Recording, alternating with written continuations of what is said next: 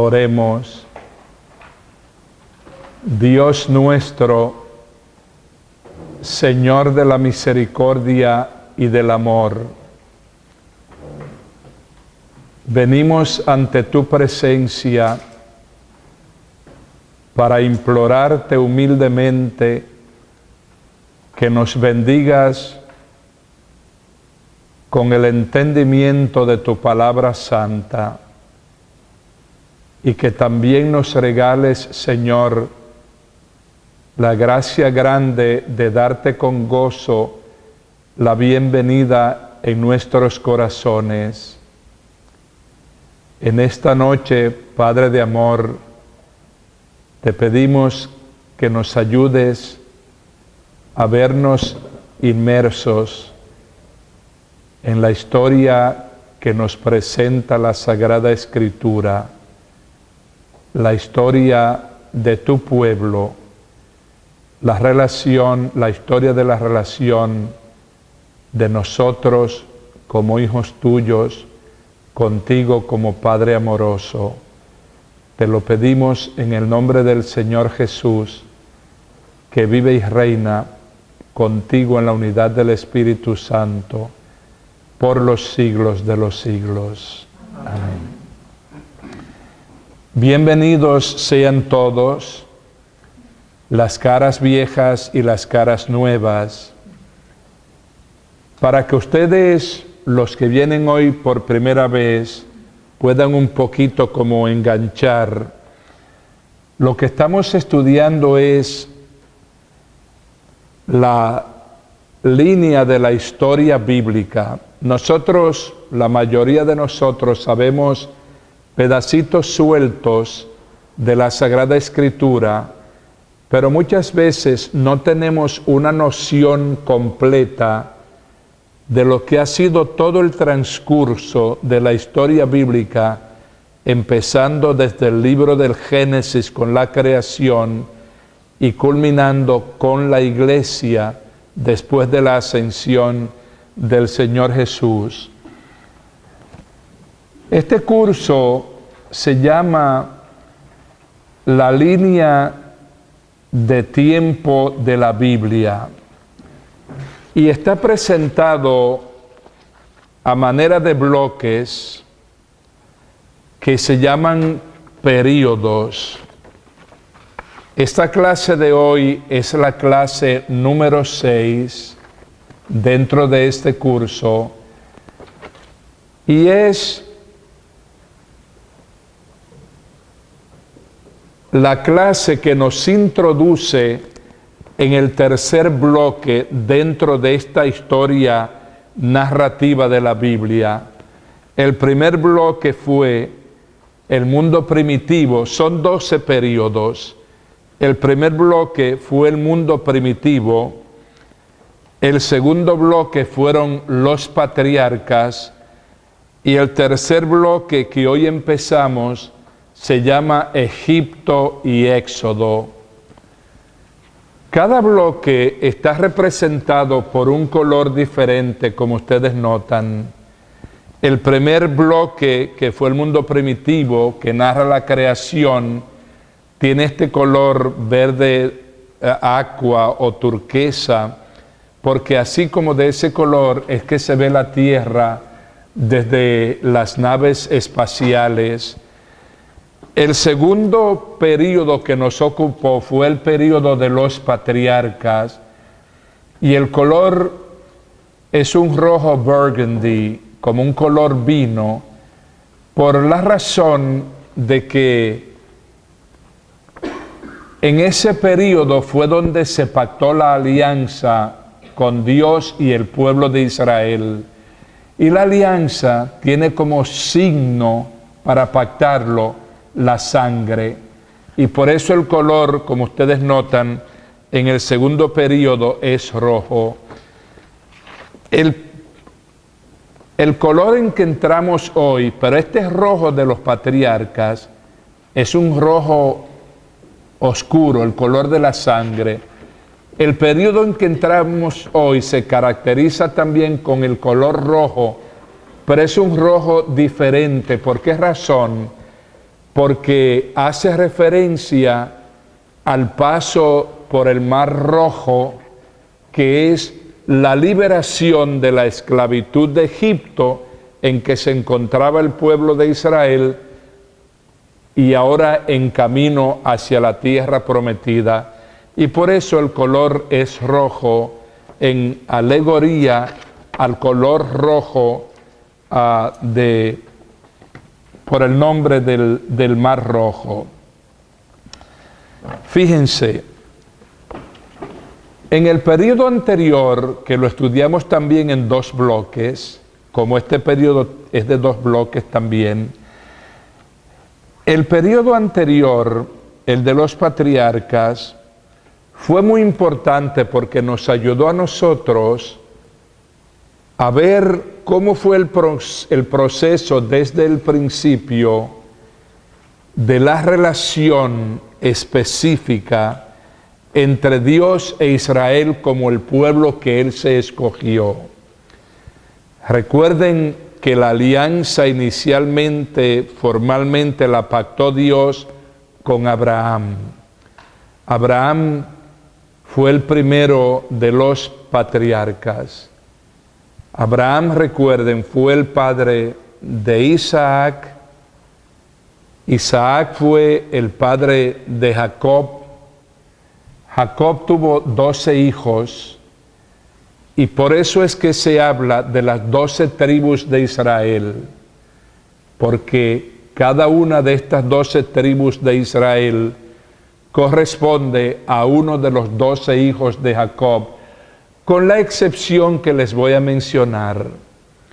José, que terminó en Egipto como una gran autoridad, no recibió una tierra, él no se le asignó una tribu, y a la tribu de Leví tampoco se le asignó una tierra específica, porque ellos tenían que ocuparse del templo, ellos tenían que ocuparse de enseñar la palabra de Dios, ellos tenían que ocuparse de enseñar la ley de Dios.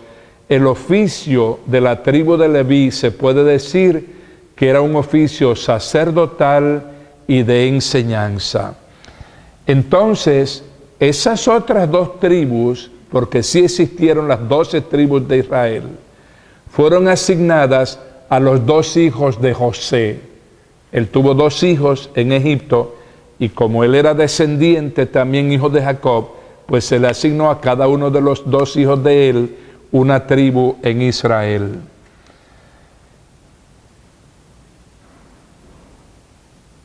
El libro en el que vamos a entrar esta noche es el libro del Éxodo, que es el segundo de los libros narrativos. Es importante que ustedes mantengan en su mente que lo que estamos estudiando está basado en los libros narrativos de la Sagrada Escritura, porque lo que nos interesa es la narración de la historia bíblica para nosotros tener un concepto de la historia completa, porque también nosotros estamos insertados dentro de esa historia y nosotros tenemos que saber de dónde venimos y hacia dónde vamos, que es muy importante. Ustedes, como recuerdan, José fue una gran autoridad en Egipto y Jacob y sus otros hijos entraron por la puerta ancha en Egipto por el poder y la influencia que tenía José. Sin embargo, andando el tiempo, José murió y hubo cambios graduales de faraones, y llegó un momento en que había un faraón en que no sabía nada sobre José, él no sabía nada sobre el favor grande que los egipcios le debían a los judíos a través de la sabiduría y la gran administración implementada por José. Y ya los israelitas dejaron de ser importantes para los faraones. Y gradualmente cayeron siendo esclavos de los egipcios en Egipto. Es estar en el exilio. Mantengan en su mente también muy clara la idea de que en la Sagrada Escritura la idea de exilio no hace referencia solo a estar físicamente exiliado en una tierra extranjera, sino que hace referencia también a la ausencia de Dios en la vida de uno por la escogencia de uno. Cuando una persona o un pueblo está en pecado, se considera que está esa persona en un exilio espiritual. Ellos cayeron en un exilio físico y también espiritual en Egipto. ¿Por qué razón? Ellos pasaron en Egipto 430 años. Con el correr de los tiempos, ellos asimilaron mucho la vida de Egipto y muchos se fueron olvidando de la alianza que tenían con Dios. Y así llegaron a ser egipcios culturalmente, llegaron a asimilar las religiones de los egipcios que adoraron a muchos dioses, específicamente a 10, y les rendían culto a esos dioses. Los israelitas también llegaron a hacer eso, apartándose así y olvidándose así del compromiso con Dios que se llama alianza, y también ellos rindieron culto a dioses paganos.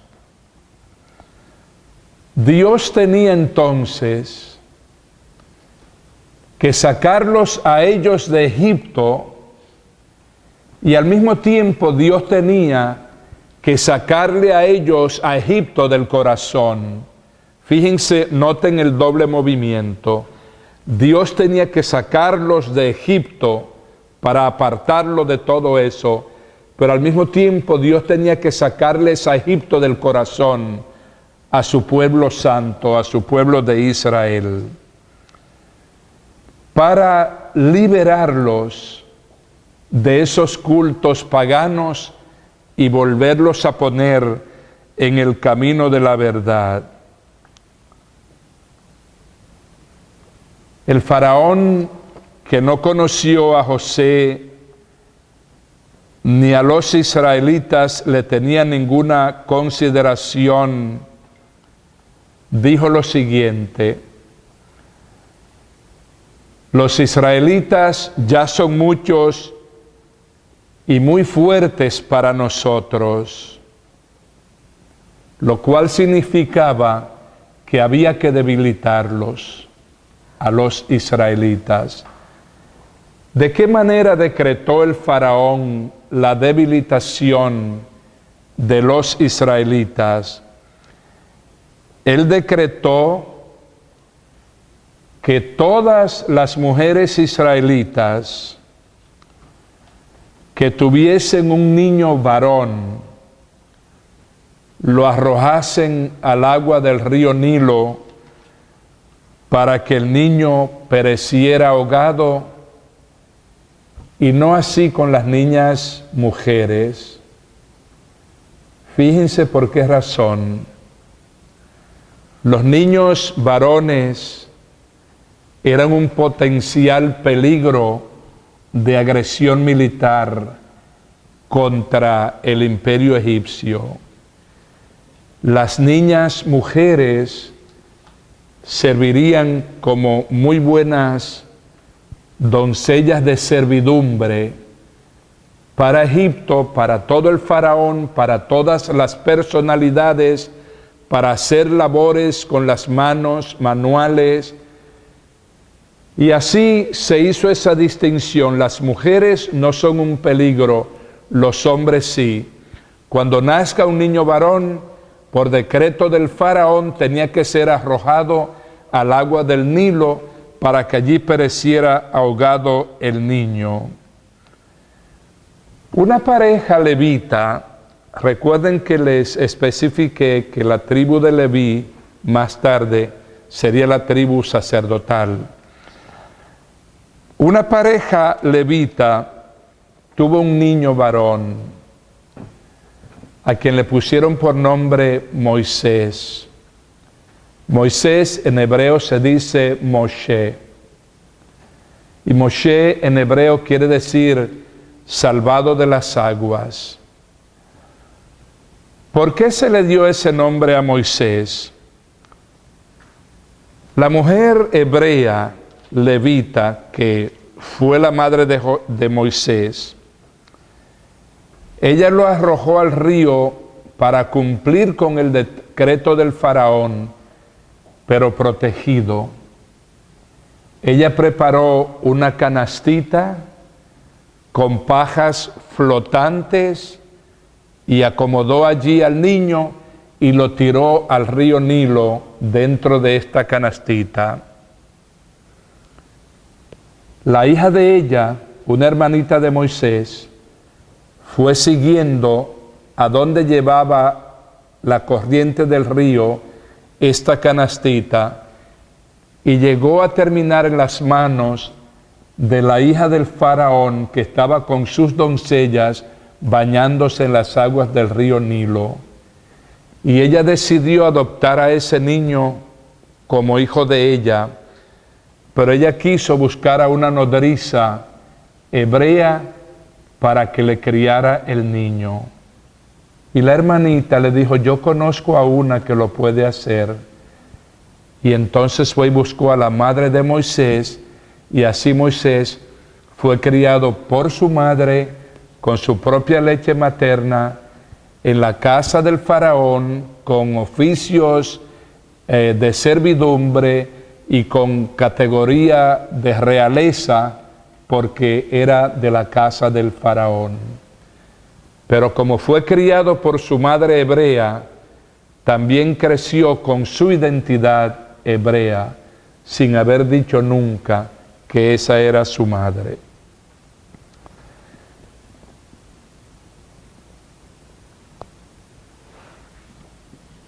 Moisés, como les dije anteriormente, creció con lo mejor de lo mejor, pero no perdió su identidad hebrea, lo cual es muy importante para nosotros recordar.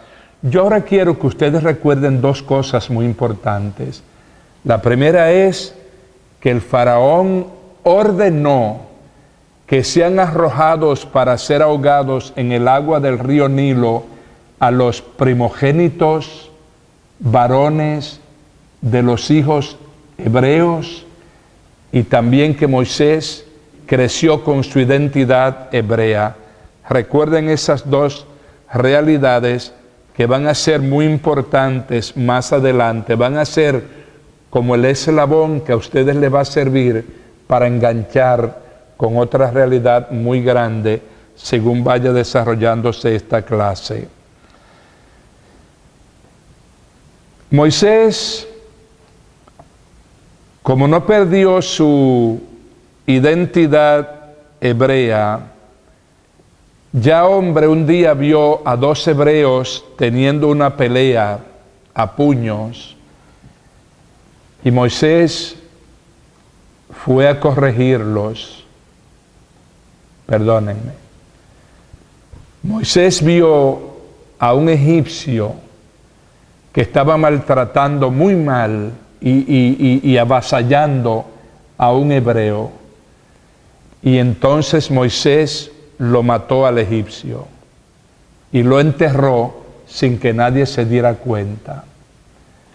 Pero después se encontró con dos hebreos que estaban teniendo una pelea, y Moisés los corrigió y les dijo: ¿cómo es que ustedes, dos hermanos, se están peleando de esta manera. Y uno de ellos respondió de esta manera: ¿y quién eres tú? ¿Quién te ha llamado a ti a tomar parte en este asunto?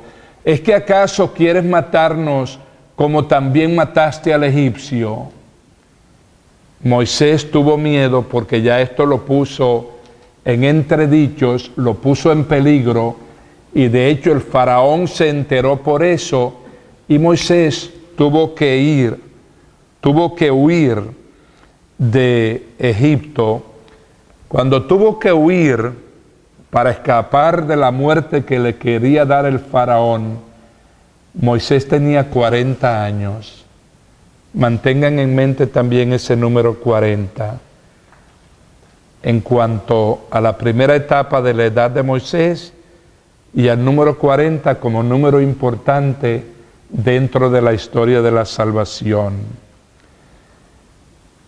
Moisés se tuvo que ir al desierto, donde tuvo que pasar 40 años sin poder volver a Egipto para que no lo matara el faraón. Primer período de favores y de grandeza de 40 años en Egipto. Segundo período huyendo de las manos del faraón en el desierto de 40 años. Y su tercer periodo de vida lo pasaría también por el desierto, conduciendo al pueblo de Israel hacia la tierra prometida, hacia la tierra que hoy conocemos con el nombre de Israel o la Tierra Santa, lo cual nos da a nosotros la edad de Moisés a su muerte, que eran 120 años. Recuerden lo que dijo José a sus hermanos: Dios me envió a mí primero para preparar el camino para todos nosotros. O sea que lo que empezó con mala intención se tornó en bien. Recuerden que los hermanos de José, todos hijos de Jacob, lo quisieron matar. Por la intervención de uno no lo mataron y se lo vendieron a unos mercaderes del desierto, que entonces lo llevaron a Egipto y allí lo vendieron, y él se hizo grande a través de la interpretación de sueños. No voy a volver sobre eso porque ya eso fue una lección anterior.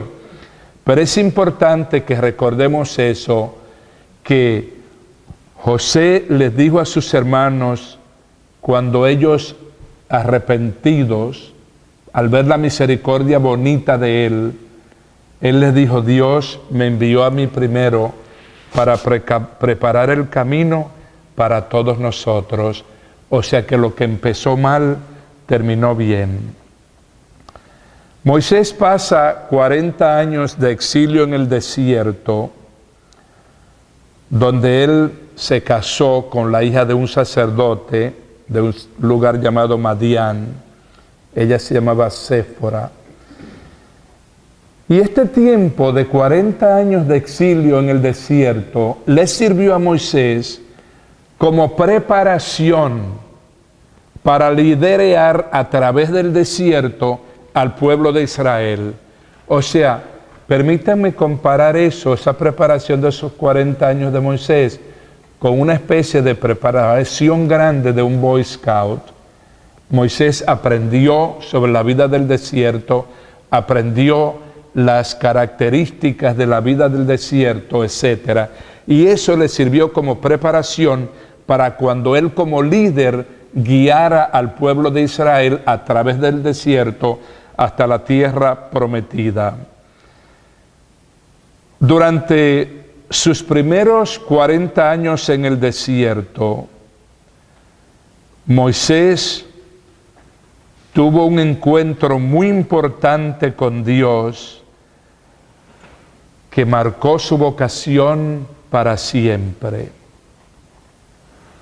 Eso yo lo tengo que leer para estar seguro de que estamos en el mismo track, todos nosotros.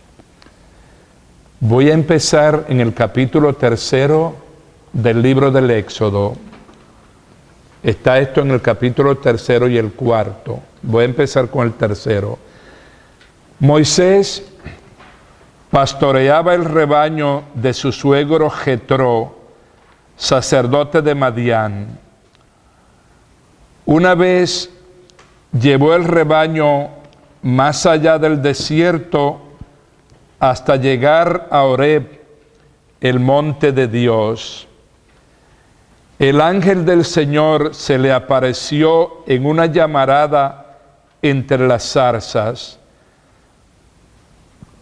Moisés se fijó que la zarza ardía sin consumirse. Y entonces Moisés dijo: voy a acercarme a mirar este espectáculo tan admirable. ¿Cómo es que no se quema la zarza? Viendo el Señor que Moisés se acercaba a mirar, lo llamó desde la zarza: Moisés, Moisés. Respondió él: aquí estoy. Dijo Dios: no te acerques, quítate las sandalias de los pies, porque el sitio que pisas es terreno sagrado. Y añadió: yo soy el Dios de tu padre, el Dios de Abraham, el Dios de Isaac, el Dios de Jacob. Moisés se tapó la cara temeroso de mirar a Dios, porque la creencia era que el que veía a Dios se caía muerto. El Señor le dijo: he visto la opresión de mi pueblo en Egipto, he oído sus quejas contra los opresores, me he fijado en sus sufrimientos y he bajado a librarlos de los egipcios, a sacarlos de esta tierra para llevarlos a una tierra fértil y espaciosa, tierra que emana leche y miel, el país de los cananeos, hititas, amorreos, fereceos, jebeos y jebuseos. La queja de los israelitas ha llegado a mí, y he visto cómo los tiranizan los egipcios. Y ahora anda, que te envío al faraón para que saques de Egipto a mi pueblo, a los israelitas.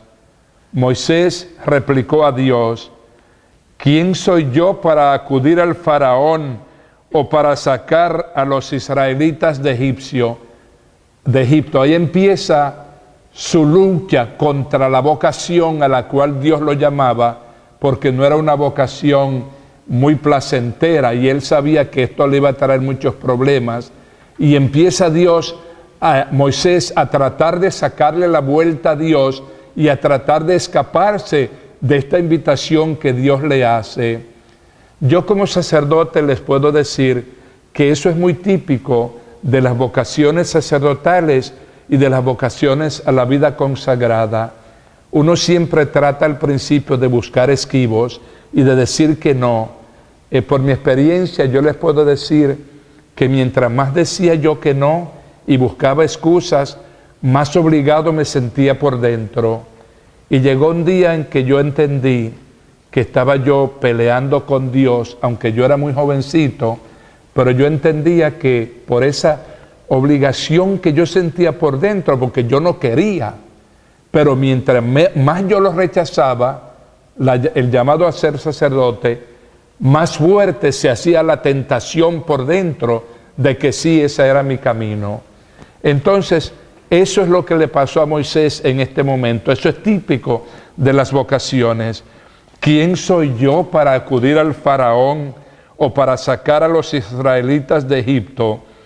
Respondió Dios: yo estoy contigo, y esta es la señal de que yo te envío, que cuando saques al pueblo de Egipto, darán culto a Dios en esta montaña. Moisés replicó a Dios: mira, yo iré a los israelitas y les diré: el Dios de sus padres me ha enviado a ustedes. Si ellos me preguntan, ¿cómo se llama?, ¿qué les respondo? Dios dijo a Moisés, soy el que soy. Dijo Yahweh, que en hebreo significa eso, soy el que soy, o soy la esencia del existir. Yo soy el que soy.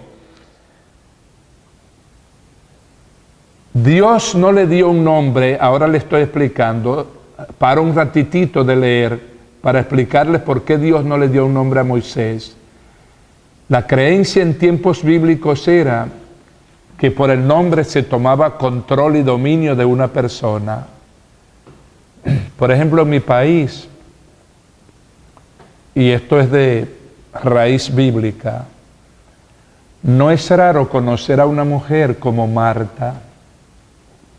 Y si un día vemos su cédula, nos damos cuenta que ella se llama Juana Elizabeth.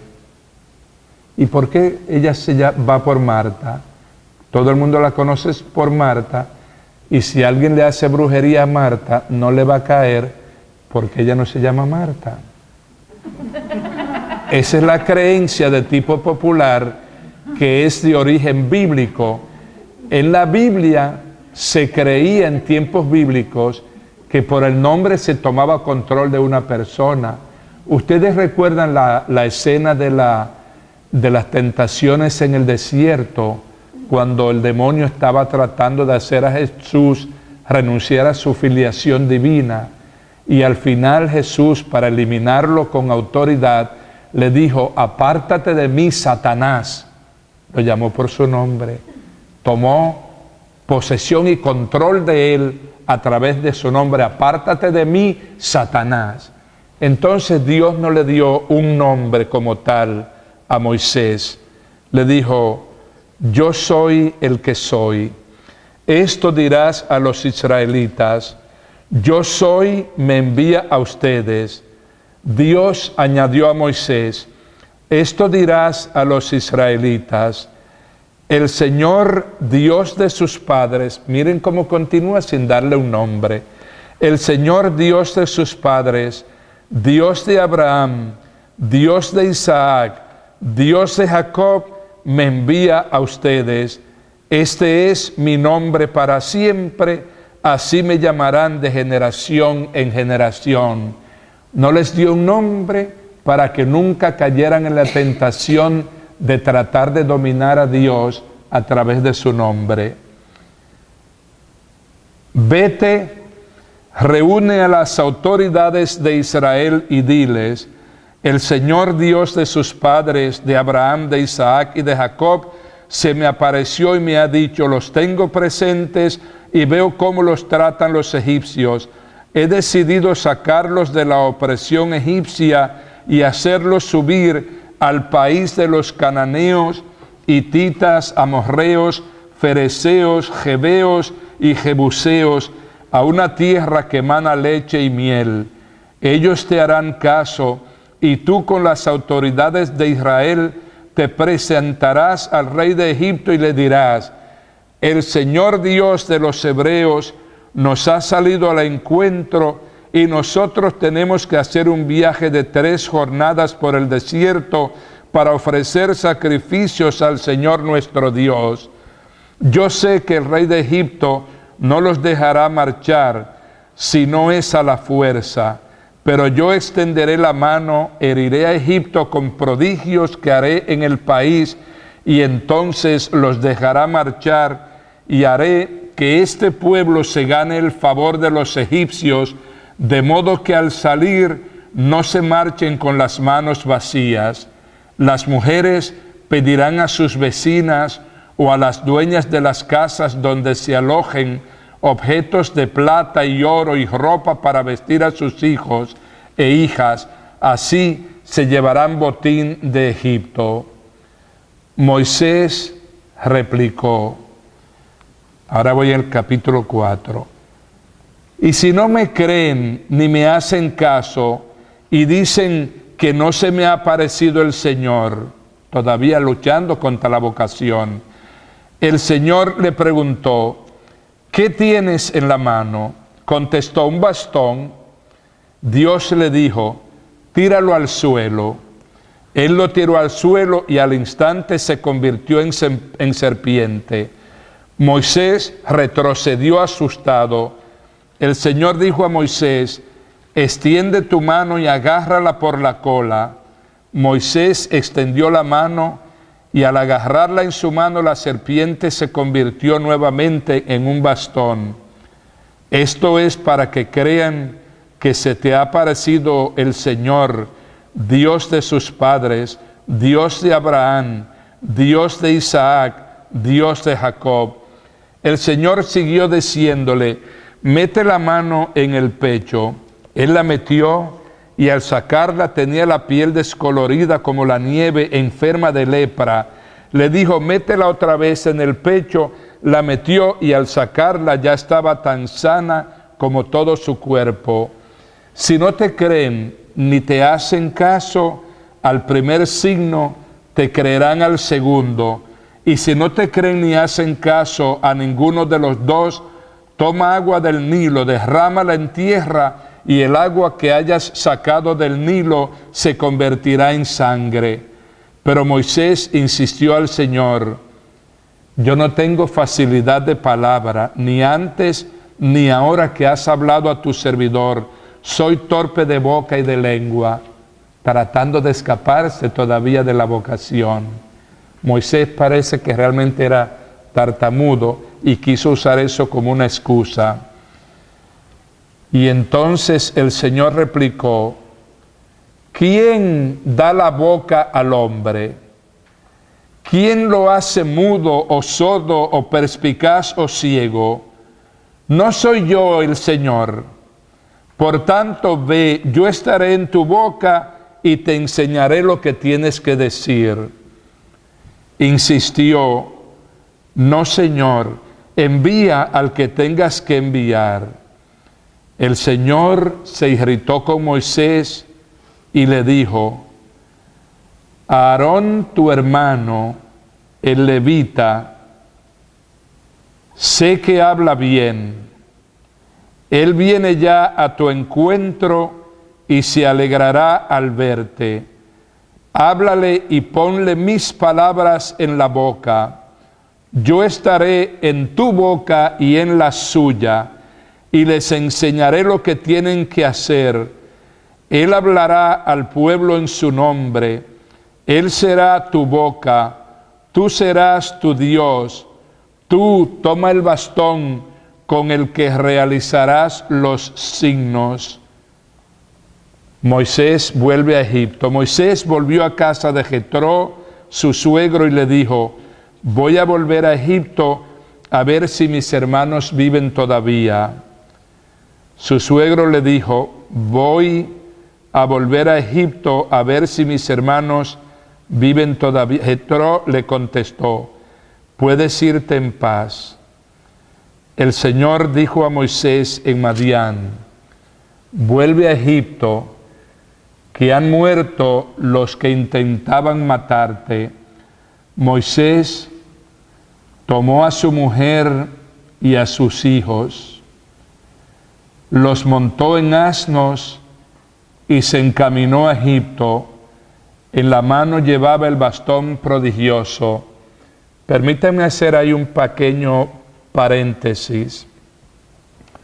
Dios le dijo a Moisés, vuelve a Egipto, que los que intentaban matarte han muerto.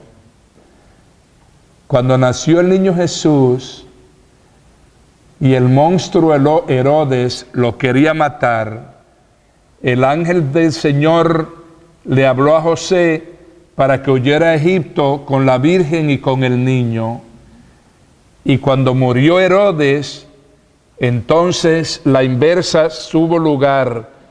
Le dijo Dios a José, vuelve a tu tierra, salte de Egipto, que ya los que intentaban matar al niño han muerto. Estas son, ustedes van a ver muchas maneras de cómo el Nuevo Testamento y el Antiguo Testamento son eco el uno del otro, porque el Nuevo Testamento es el cumplimiento del Antiguo Testamento. El Señor dijo a Moisés: mientras vuelves a Egipto, fíjate en los prodigios que he puesto a tu disposición, porque los tienes que hacer delante del faraón. Yo lo pondré terco y no dejará salir al pueblo. Tú le dirás: así dice el Señor, Israel es mi hijo primogénito. Israel es mi hijo primogénito. Recuerden que a los primogénitos varones el faraón ordenó que sean arrojados al río. Israel es mi primogénito, y yo te ordeno que dejes salir a mi hijo para que me sirva. Si te niegas a soltarlo, yo daré muerte a tu hijo primogénito. En un albergue del camino, el Señor le salió al paso para darle muerte a Moisés.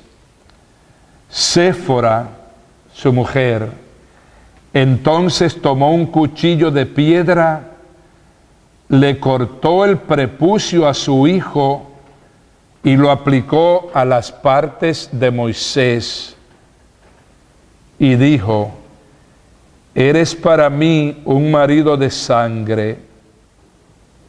Y el Señor lo dejó cuando ella dijo marido de sangre por la circuncisión. Déjenme explicarle que este pasaje ha quedado muy oscuro siempre en la historia de la teología bíblica. No se sabe por qué Dios intentaba matar a Moisés. Mi creencia personal es para que Moisés se dejara de estar de gallito frente a Dios, tratando de imponer su voluntad y no la de Dios. Yo no sé hablar, yo soy torpe de palabras. Yo voy a donde el faraón, ¿y qué voy a hacer yo con ese hombre?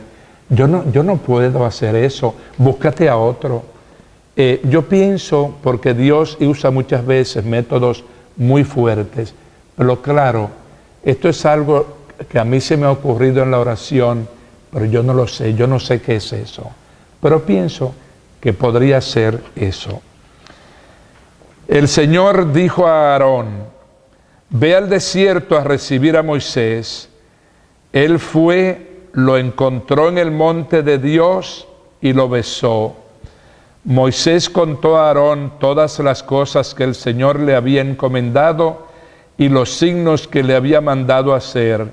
Moisés y Aarón fueron y reunieron a las autoridades de Israel. Aarón repitió todo lo que el Señor había dicho a Moisés, y éste realizó los signos ante el pueblo. El pueblo creyó, y al oír que el Señor se ocupaba de los israelitas y se fijaba en su opresión, se inclinaron en actitud de adoración. Como ustedes ven, yo les dije antes de leer estos dos capítulos que era para ver el comienzo y el origen y el proceso de la vocación de Moisés. Su vocación era rescatar por la voluntad de Dios al pueblo de Israel. Moisés trató, como ya he explicado, de excusarse, pero el llamado de Dios es fuerte e irresistible, típico de la vida consagrada y de toda vocación, como ya he dicho. Dios escuchó el clamor de Israel en Egipto por el sufrimiento que tenían.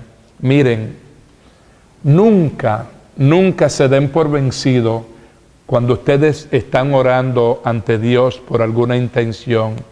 Hay gente que dice: ya Dios a mí no me escucha, ya yo no, estoy cansado de pedir, ya no voy a pedir más.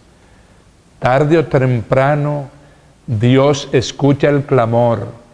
Pasaron 430 años en Egipto sufriendo, y Dios escuchó su clamor. El sufrimiento de ellos se convirtió en oración y se elevó ante la presencia de Dios, y Dios tuvo compasión de su pueblo por el sufrimiento que tenían.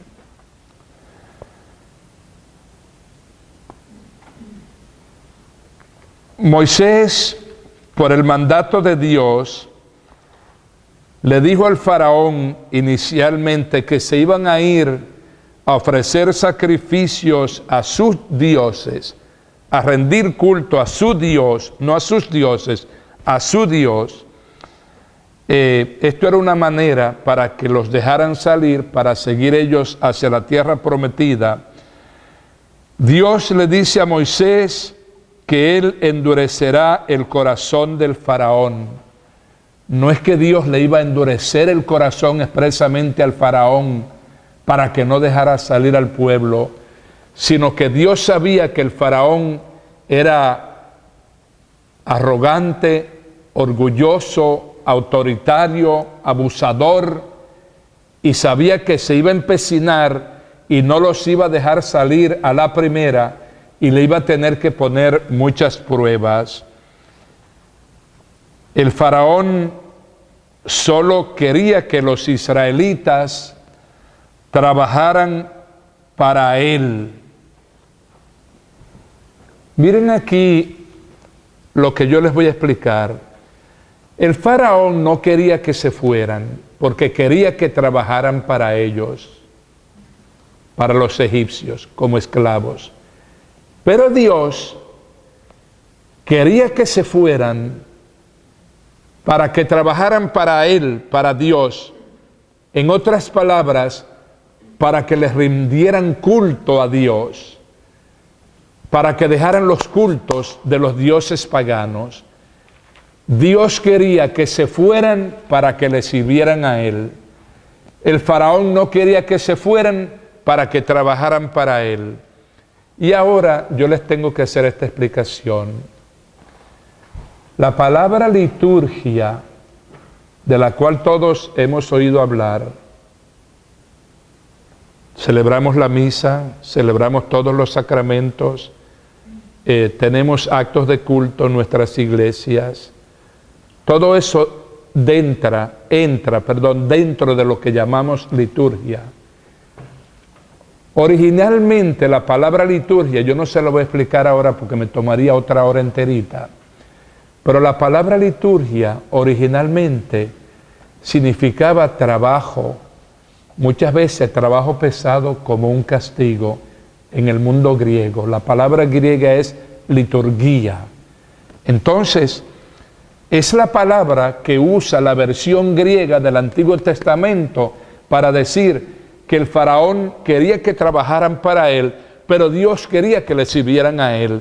Y la palabra que se usa en ambos casos es la palabra liturgia en la versión griega o liturgia. Dile al faraón, deja ir a mi primogénito. Otra vez volvemos a la palabra primogénito. ¿Por qué usa Dios aquí la palabra primogénito? Porque Israel es el primer hijo de Dios como pueblos de la tierra. Y Dios dice que Israel es su primogénito para dar a entender que Israel no es el único pueblo de Dios. El amor de Dios es para todos los pueblos de la tierra. Eso es importante que lo tengamos en cuenta para cuando estemos estudiando el ministerio de Jesucristo el Señor, que llama a todos los hombres y a todas las mujeres de toda raza, pueblo y nación. Dios quiere que Israel le sirva a Él. El faraón quiere que trabajen para él. Y por eso Dios tiene que mandar 10 plagas. Les voy a explicar esto antes de decirles cómo se van a llamar cada uno de estos dioses representados en cada una de estas plagas. Porque esas plagas en el pueblo egipcio eran vistas como dioses y les rendían culto como a un dios. Eran 10 plagas, 9 de ellas fueron en este proceso oportunidades de arrepentimiento, pero el faraón se empecinó y no quiso y por eso Dios tuvo que mandar tantas plagas. Les digo que 9 eran oportunidades para arrepentimiento, porque la última ni la voy a mencionar ahora, porque es como el sello de oro de todo el proceso. Las primeras 9 plagas corresponden a las 9 deidades que Egipto adoraba en ese momento. Pero fíjense que también con Egipto los israelitas estaban adorando a esos 9 dioses. La primera plaga hace referencia al río Nilo, que era la fuente de todo. Y los egipcios le tenían una deidad como un dios, un nombre de una divinidad asignado al nombre, al río egipcio, Nilo, que era Hapi. Escríbanlo así, H-A-P-I, Hapi. El hecho de que por el mandato de Dios, con la vara de Moisés, al tocar el río Nilo, se convirtió en sangre. La sangre ahí lo que está representando es la derrota. La primera deidad, el río Nilo, es vencido por la vara de Moisés, pero el faraón se empecinó y no los dejó ir. Viene la segunda plaga entonces, que fue una plaga de sapos. Los sapos para los egipcios eran dioses. Un sapo representaba a un dios y lo llamaban Hekt. Escríbanlo H-E-Q-T, Hekt. Ese era un dios. Los sapos, Hekt, H-E-Q-T. Como vino una plaga grandísima de sapos, la gente se quedó inmovilizada, porque al ser dioses los sapos no los podían pisar. Entonces tuvieron que quedar inmovilizada la gente, lo cual es una desgracia muy grande. Y aún así, el faraón se empecinó y no los dejó ir. Entonces mandó Dios una tercera plaga, que fue una plaga de mosquitos. Ustedes pueden creer que también los mosquitos eran divinidades para los egipcios. Se llamaban Hathor. Escríbanlo H-A-T-H-O-R, Hathor, que atacaron a hombres y animales. Miren, apréndanse esos nombres, manténganlos, esos nombres de esas 9 deidades, porque si a ustedes les gusta hacer crucigramas, con frecuencia ustedes van a encontrar una clave que dice deidad egipcia, y según lo que aparezca en el crucigrama, ustedes pueden usar eso. Que atacaron a hombres y animales, esta plaga de mosquitos, y aún así el faraón no los dejó ir. Envió Dios entonces una cuarta plaga, que fueron moscas. Eran unas moscas grandes, muy perniciosas. Son unas moscas grandes, en mi país las llaman tábanos. Tábanos, ¿las conocen? El tábano. Se llamaba en Egipto como deidad Shu. Asimismo, S-H-U, Shu. Y aún así se empecinó el faraón y no los dejó ir. Y después de esta plaga, el faraón entonces llamó a Moisés y le dijo: vayan a ofrecer sacrificio a su Dios, pero dentro de Egipto. Y ese no era el plan. Y entonces, esto demostraba que el faraón seguía con el corazón duro. Y Moisés le dijo que no. porque el sacrificio que ellos iban a ofrecer a su Dios, al Dios de Abraham, de Isaac y de Jacob, era un sacrificio que ellos iban a ofrecer con animales que en Egipto eran animales sagrados y ellos no podían insultar a los egipcios de esa manera. Como ustedes ven, es un subterfugio para que el faraón los deje ir, aún así no los dejó ir. Y tuvo entonces que enviar Dios una quinta plaga contra el ganado. El ganado también era una divinidad. Se conocía con el nombre de Apis. Esto incluía a las vacas, a los bueyes, a las ovejas y a los caballos también. Todos esos animales, como ganado, como conglomerado, conformaban una deidad, un dios llamado Apis, A-P-I-S, Apis. Y esa plaga mató a los animales. Y aún así el faraón no los dejó ir.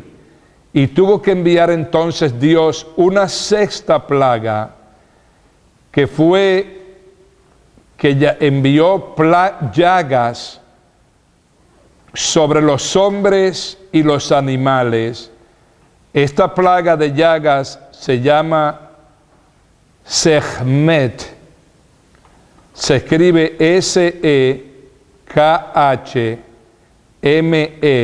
Sekhmet, que afectó a hombres y animales, matando a muchos de ellos, y aún así el faraón se empecinó y no los dejó ir.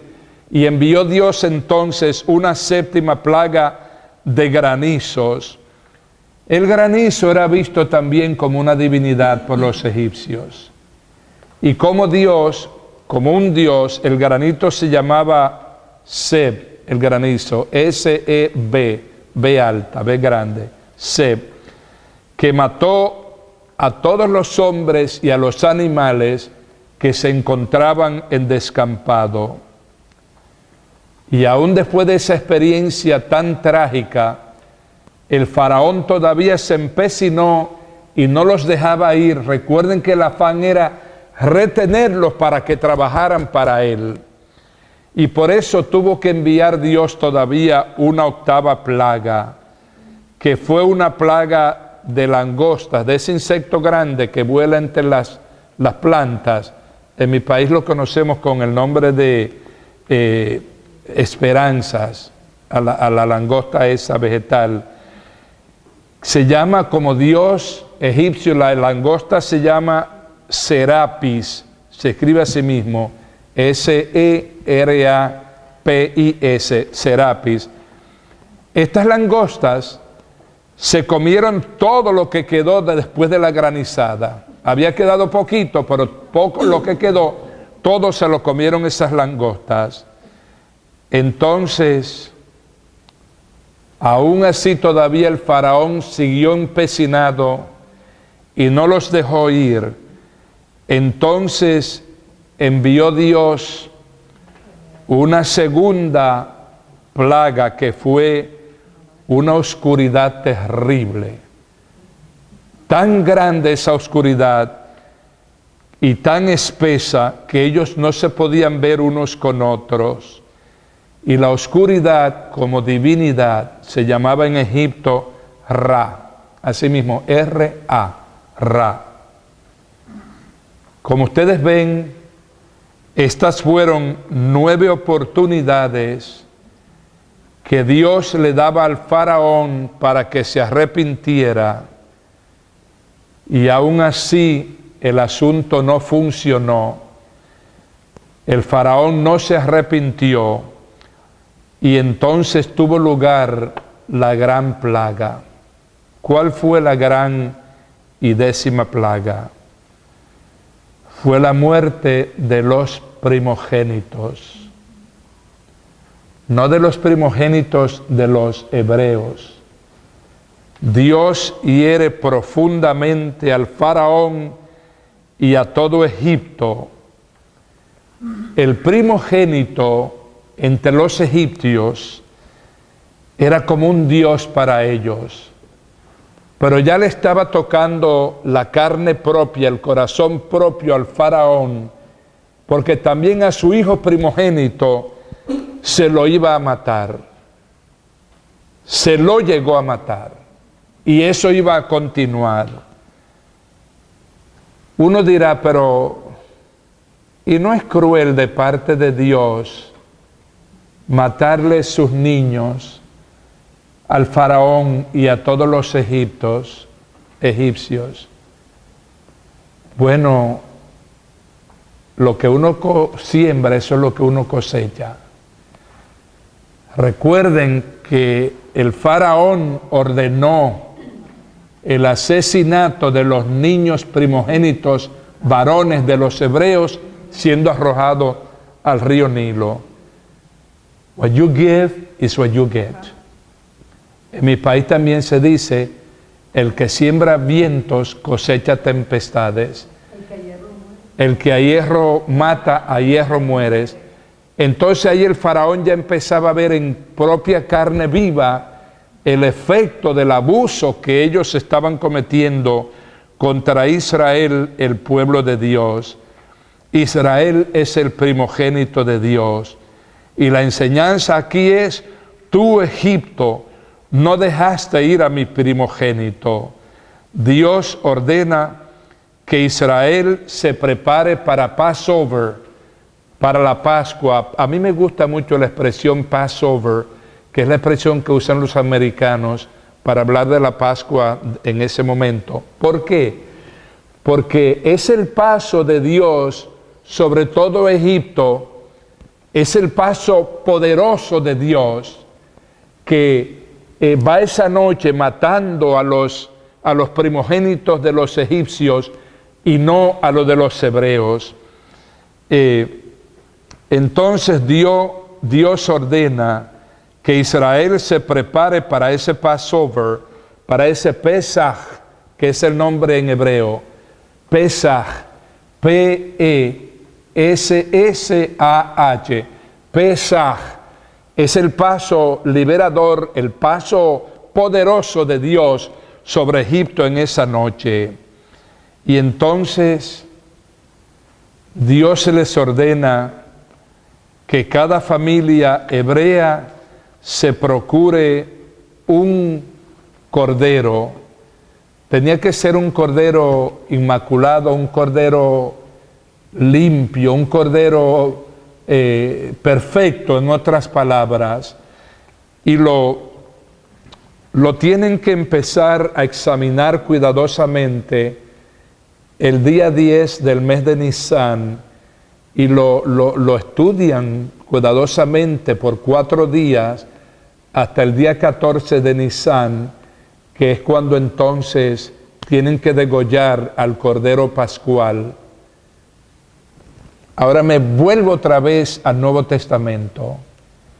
A Jesús, el 10 de Nisan lo empezó a examinar el Sanedrín y el sumo sacerdote y Pilatos. Lo tuvieron durante 4 días examinándolo del 10 al 14 de Nisan, y el 14 de Nisan lo degollaron en la cruz, lo mataron en la cruz.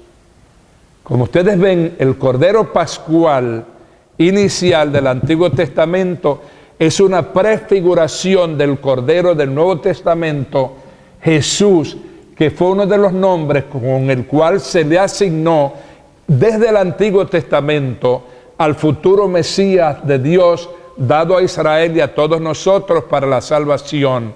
Y es por esto que cuando Jesús aparece públicamente y es bautizado por Juan el Bautista, Juan, movido por el Espíritu Santo, se lo presenta a todo el mundo diciendo: he ahí al Cordero de Dios que quita el pecado del mundo. Pero este Cordero de Dios del Nuevo Testamento, Jesús, es el Cordero que quita el pecado del mundo una vez para siempre. El 10 de Nisan inspeccionan el Cordero hasta el 14 de Nisan. Entonces Dios les ordena a ellos, a los hebreos, a través de Moisés, de poner sangre en los dinteles de las puertas de las casas. ¿Para qué? Para que cuando Dios vea que había sangre en las puertas de las casas de los hebreos, no hiriera a los niños que habitaban en esa casa. Cuando yo fui a Santo Domingo la última vez, bueno, ustedes saben que los judíos, aquí ellos tienen cosas en sus puertas, ellos tienen una bendición de la puerta, una protección, una cosa. Cuando yo fui a Santo Domingo la última vez, cuando me rompí el tobillo, uno de los regalos que a mí me dieron en mi familia, siempre me hacen regalitos cuando yo voy, y una de mis cuñadas, miren, la pude haber traído y se me olvidó, pues ya yo la tengo puesta en mi puerta, adentro. Una bendición de la puerta que es bellísima, y tiene una medalla del Jesús de la Divina Misericordia, tiene la Virgen María de la Medalla Milagrosa, tiene un crucifijicito chiquito y tiene unos adornitos en cintas muy lindas y unas bolitas, pero tiene una oración de bendición y de protección de la puerta de la casa de uno. Y el día que yo la puse en mi casa, yo me remonté al Antiguo Testamento, a esa noche, digo, aquí Dios me va a proteger a mí y a todo lo que entre en mi casa, porque la bendición es de la puerta para que todo el que entre y salga por ahí sea bendecido. Eso como una nota de cariño.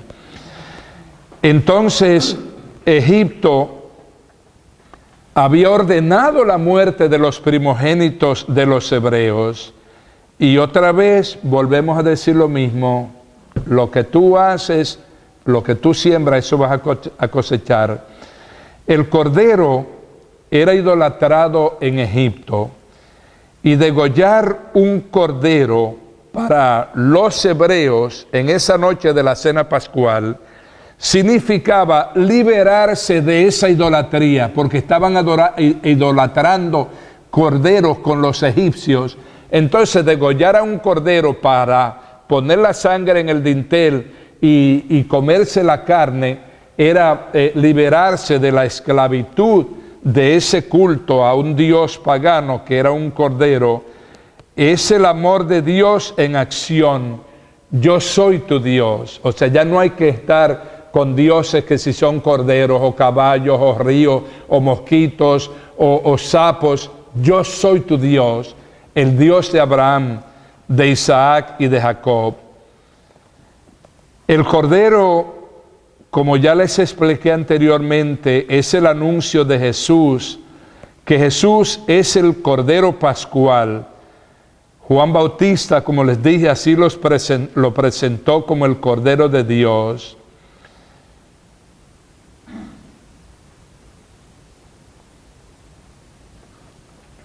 Cuando Jesús fue llevado ante Pilatos, yo les dije que el Cordero lo examinaban antes de degollarlo y tenía que ser perfecto. Cuando Jesús lo llevaron ante Pilato, que fue el último que lo examinó, que tuvieron un diálogo súper interesantísimo, sobre el cual vamos a volver cuando hablemos del Nuevo Testamento, que hay una pregunta que Pilato le hace a Jesús, que Jesús le dije, si tú conocieras la verdad a ti te haría libre. Y Pilato le pregunta, ¿y qué es la verdad? Pero se volteó, se dio vuelta. Y la teología del Nuevo Testamento dice que se dio vuelta porque no estaba preparado para la verdad. No quería escuchar la verdad. Pero ese encuentro entre Jesús y Pilato es muy interesante, porque Pilato declara públicamente ante todo el pueblo, yo no encuentro culpa en este hombre. Con lo cual lo está declarando en el momento final de la examinación como al cordero, lo está declarando puro, inmaculado. Dice, yo no encuentro culpa en este hombre.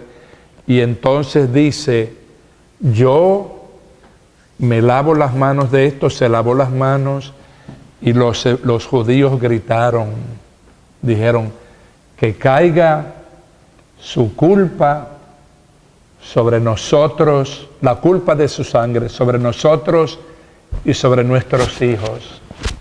Yo no voy a decir lo que yo pienso sobre eso, porque yo quiero mucho a los judíos. Yo tengo amigos, muchos judíos, a quienes yo quiero con todo mi corazón. Y yo creo que las personas no se salvan o se condenan por pertenecer a ningún pueblo.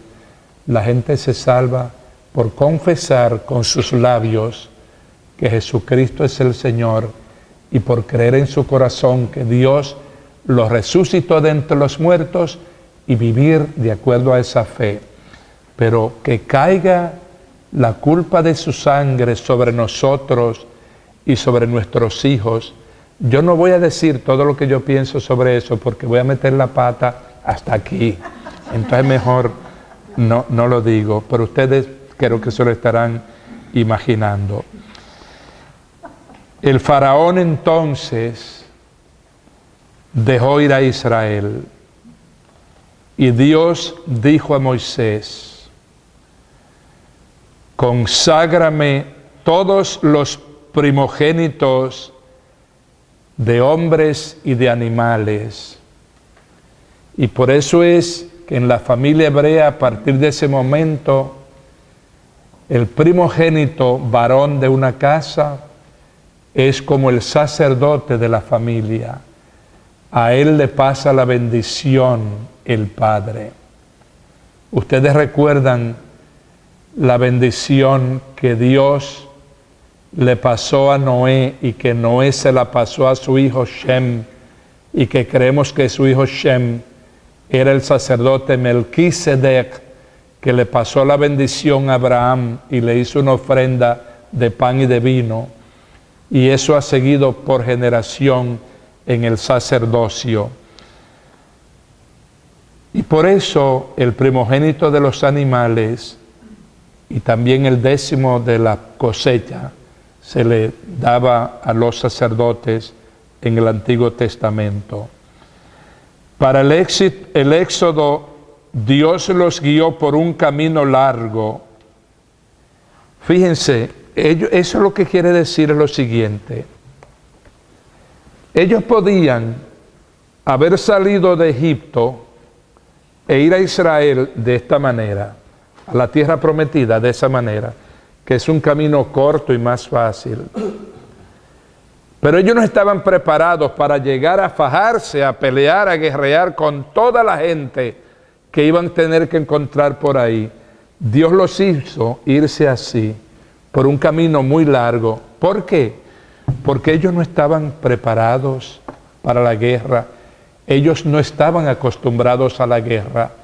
Tenían que fraguarse, tenían que acrisolarse en la fragua y el crisol del desierto para que cuando llegaran a la tierra prometida sí estuvieran preparados para guerrear y poder tomar posesión de la tierra prometida.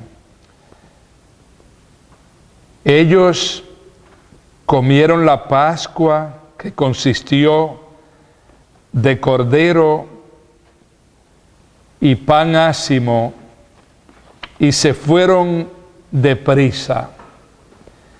El cordero es el anuncio de Jesús, y Jesús es el cordero pascual, por eso el Bautista lo anunció así, como les dije antes. Y el hecho de que se tuvieron que ir deprisa era para que no se arrepintiera el faraón. Dios quería que ellos llegaran al otro lado del Mar Rojo antes de que se arrepintiera el faraón.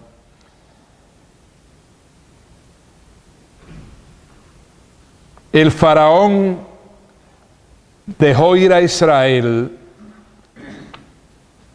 y entonces cuando va el pueblo de Israel liderado por Moisés, llegan a un punto que es el Mar Rojo.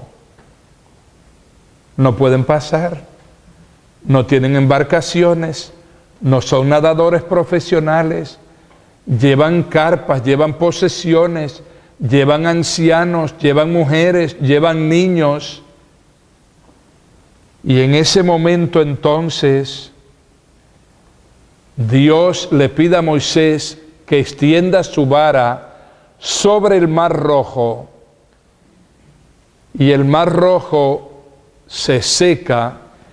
En la literatura del libro del Éxodo dice que el mar se abrió, se partió en dos columnas y la parte del medio quedó seca para que ellos pasaran. Es una manera de explicar, es una manera épica de explicar lo que pasó. Miren, en la República Dominicana, en mi país natal, el 27 de febrero en la noche del año 1844, un grupo de dominicanos proclamó la independencia dominicana y se tiró un trabucazo en un sitio que se llama la Puerta del Conde. Con eso se declaró la independencia dominicana contra el poderío, el dominio de los haitianos. Ustedes leen un manual de historia dominicana y van a encontrar que allí dice que esa noche todo el pueblo dominicano a una salió a la calle a gritar la independencia y a batallar, a luchar por nuestra dignidad y por nuestra libertad. La mayoría se quedaron temblando de miedo dentro de sus casas porque la situación era grande. Pero un grupo de hombres nos estaban representando a todos y ellos sí fueron valientes y sí salieron a las calles y sí batallaron y declararon la independencia y tenían todo preparado. Pero es una manera épica de decir, ¿qué pasó en ese momento? Y está demostrado científicamente.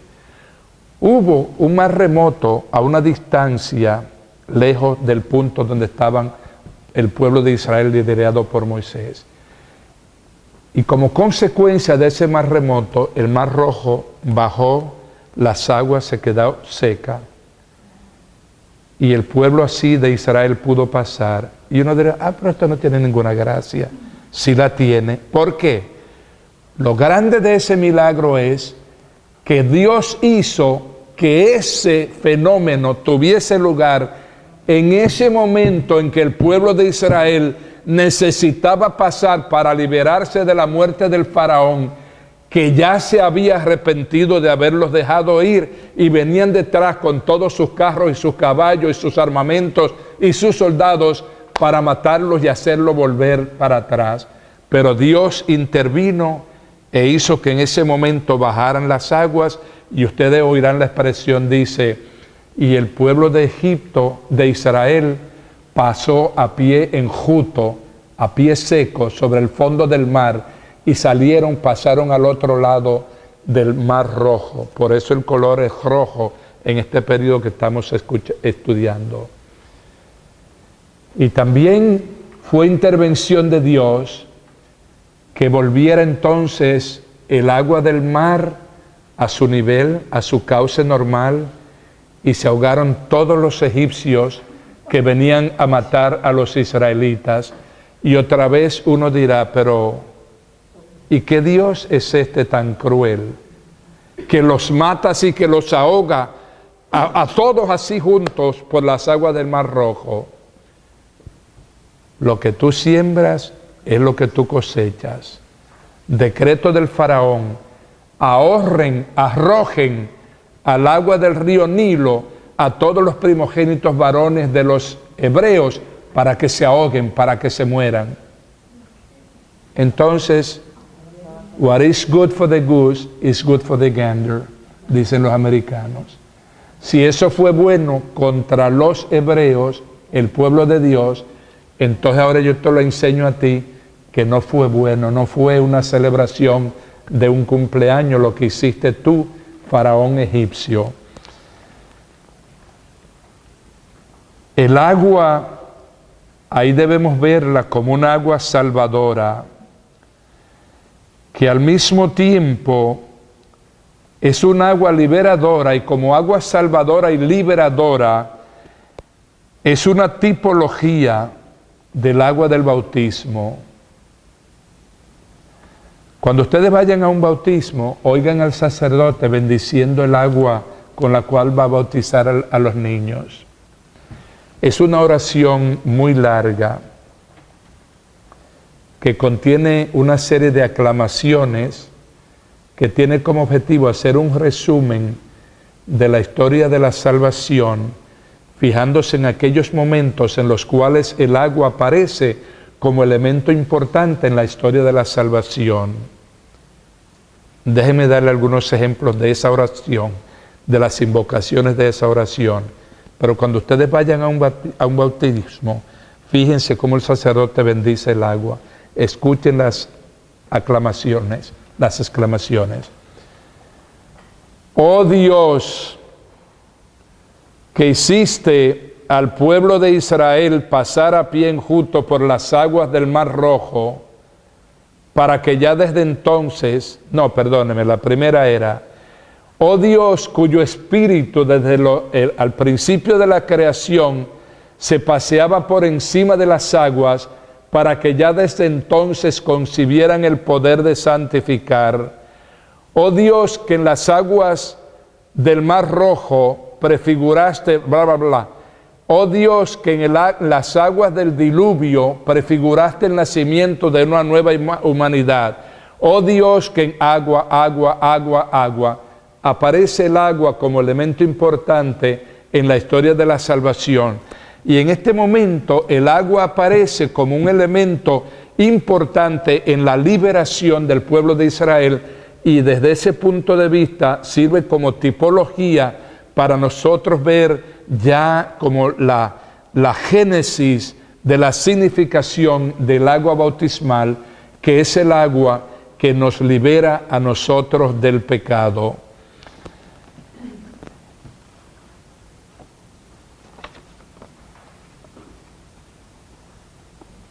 Hay en el capítulo 15 del libro del Éxodo, yo no lo puedo leer ahora, yo quería leerlo, pero yo no lo puedo leer porque tenemos que terminar a las 9 menos 15, ya son las 8:30.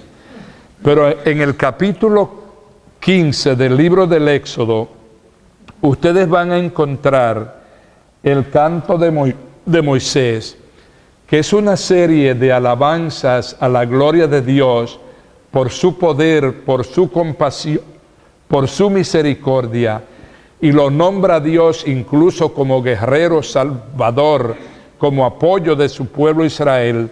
Léanlo en sus casas cuidadosamente, el capítulo 15 del libro del Éxodo, que es el canto de Moisés.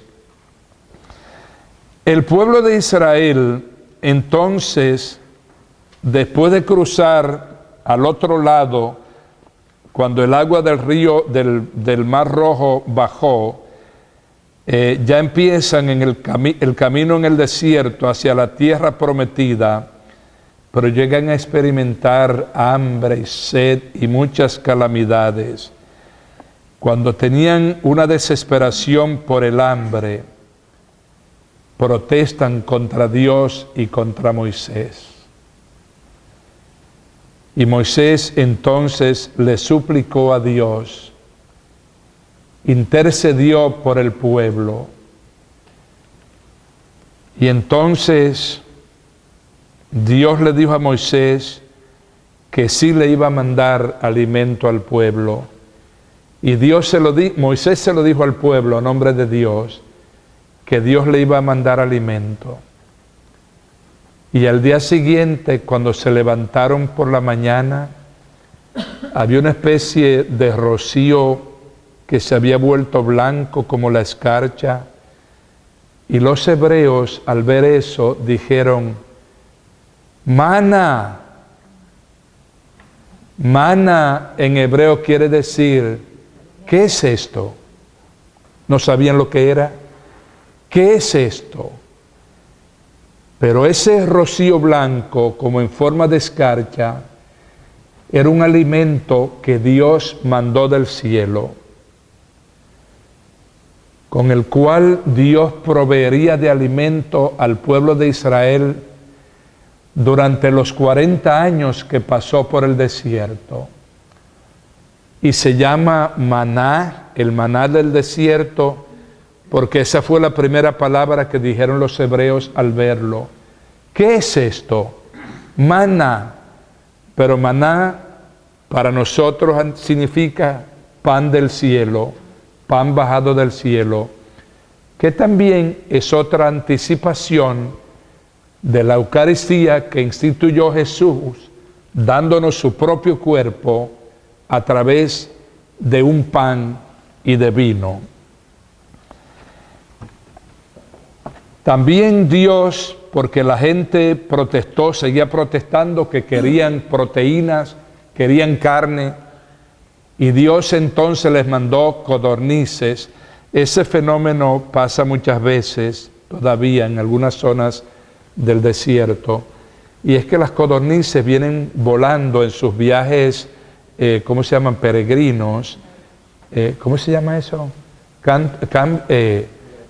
Migratorios.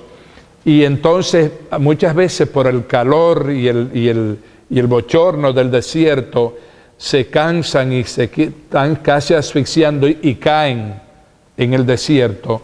Y entonces ahí ellos pudieron coger codornices para poder así comer carne. Llegó un momento en que el pueblo entonces empezó a protestar por la falta de agua. Estaban desesperados por la sed y protestan contra Dios y contra Moisés y dicen muchas cosas malas.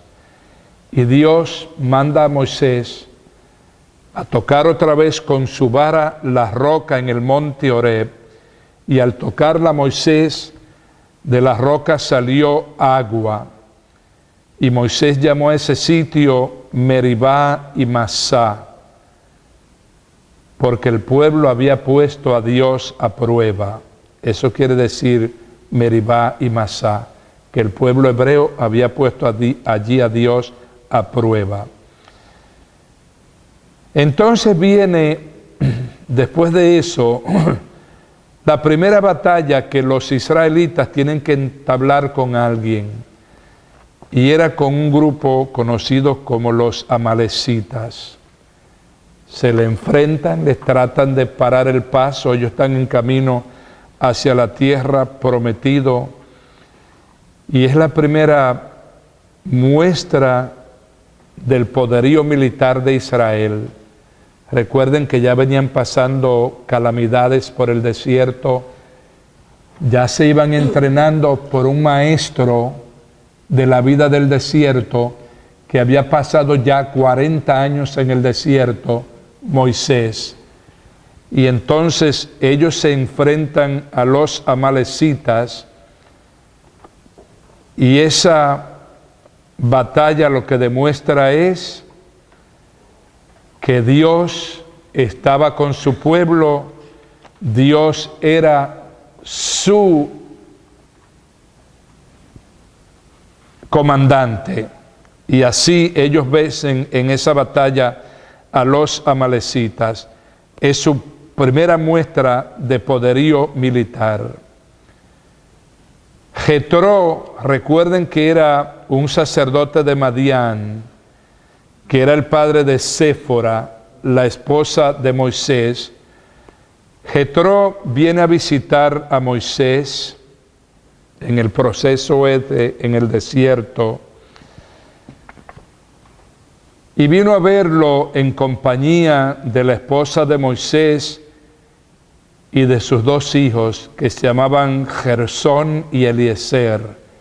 Eran los dos hijos de Moisés y de Séfora. Jetro hizo sacrificios al Dios de los hebreos.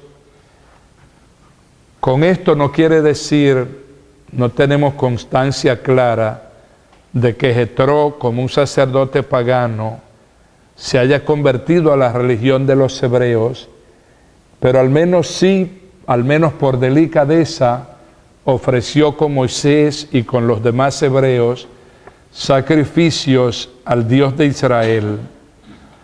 Y él, al ver cómo Moisés dictaba sentencia sobre los problemas de los israelitas, notó que era muy agobiante esto para Moisés y muy dificultoso. Venía mucha gente con muchos problemas, y Jetro, que era más viejo que Moisés y de más sabiduría, le dio el siguiente consejo a Moisés: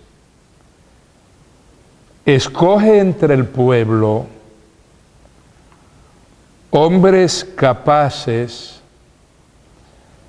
que tengan gran temor de Dios y que sean sinceros,